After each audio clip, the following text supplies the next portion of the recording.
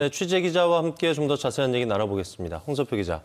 앞서 리포트 마지막 부분에서 나왔습니다만은 시장 군수의 3분의 1이 기소가 됐어요. 주로 어떤 혐의를 받고 있습니까? 네, 먼저 당체장 상당수가 재판에 넘겨졌습니다. 먼저 지역별로 좀 보면요. 예. 춘천, 동해, 속초, 양양, 고성, 양구, 화천 이렇게 7개 지역이고요. 예. 주요 혐의들은 보면 허위 사실 유포나 호별 방문, 그리고 금품 살포, 불법 예산 지원 이렇게 혐의도 다양합니다.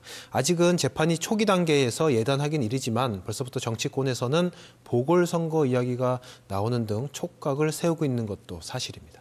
재판 과정을 좀 지켜봐야 될 것 같고 의회 얘기 좀 해볼게요. 요즘에 식물의회, 거수기의회 이런 말들 많이 들리는데 이유가 뭘까요?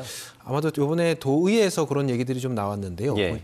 이번 도의회 회기 본회의 때 그 강원도가 제출한 동계 아시안 게임 유치 동의안이라든지 예. 에버랜드 사업 변경 동의안이라든지 이런 그 집행부의 안건을 그냥 처리를 해주면서 너무 집행부 위주로만 다 도와준 거 아니냐라는 비판 때문에 그런 얘기들이 좀 많이 나왔습니다. 또 한 가지 올해 같은 경우 이제 내년 예산안을 심사하는 게 올해 12월에 다 이루어지거든요. 그래서 지금 요 시기라서 그런 얘기들이 더 나온 것 같은데 저희가 모든 시군 의회를 다 살펴보진 못했지만 도의회를 놓고 보면 그 집행부가 제출한 예산안에서 사업비를 삭감을 하고 그 삭감한 예산을 여러 개 지역구 사업 예산으로 돌린 경우들이 많았습니다. 그래서 꼭 필요해서 이렇게 예산을 돌리기도 했겠지만 이 중에 또 상당수는 의원들이 지역구 생색내기용, 일명 짬짬이 예산 이렇게 비판이 나오는 이유이기도 합니다. 네.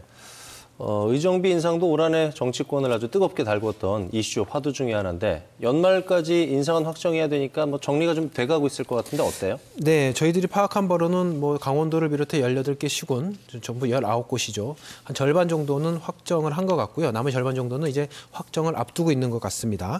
네, 저희들이 파악한 바로는 일부 지역은 인상률이 굉장히 높습니다. 예. 50% 이상, 60%, 70% 이상으로 검토하는, 아직 확정은 아니지만 검토하는 예. 곳도 있거든요. 그래서 예.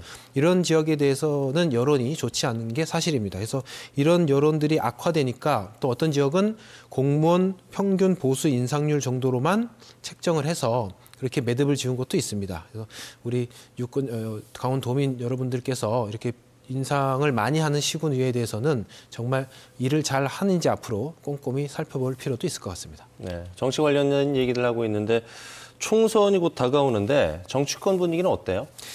이미 정치권은 총선 체제에 돌입했다 이렇게 보시면 될 것 같습니다.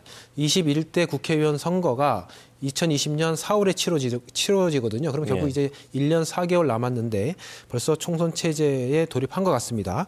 그리고 특히 이제 한국당 같은 경우는 지난 선거에서 민주당이 패배를 했기 때문에 이제 서력을 해야 되거든요. 그래서 한국당 같은 경우는 지역의 당협위원장을 교체한다거나 공모를 한다거나 이런 지금 절차를 거치고 있고요. 이런 세대 교체를 통해서 이를 기반으로 해서 다시 보수 지형의 강원도 정치를 탈환하겠다라는 목표를 세우고 있습니다. 그리고 민주당과 기타 군소 정당들도 지금 총선을 앞두고 당 체제를 정비하는 등 아마도 총선 채비에 돌입했다 이렇게 보시면 될 것 같습니다. 이미 시작이 됐군요. 자, 오늘 여기까지 듣겠습니다. 홍석표 기자 잘 들었습니다.